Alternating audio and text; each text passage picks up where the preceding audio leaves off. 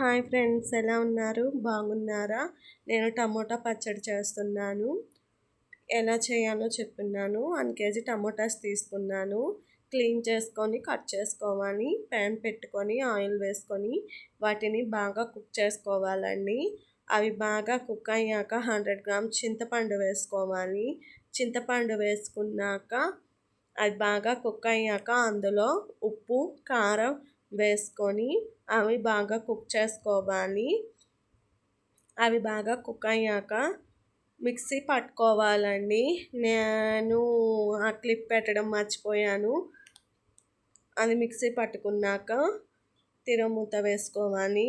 Pan పెట్టుకొని oil వేసుకొని వెల్లుల్లి, కరివేపాకు, ఎండుమిర్చి, ఇంగువ వేసుకొని స్మెల్ బాగుంటుంది. ఇంగువ వేసుకుంటే తిరమూత వేసుకోవాలండి.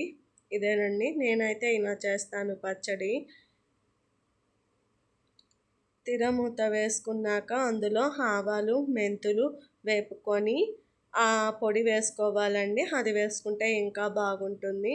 నేనైతే ఇలా చేస్తాను. లైక్ చేయండి, నా ఛానల్ని సబ్స్క్రైబ్ చేయండి ఫ్రెండ్స్. ప్లీజ్. Bye bye.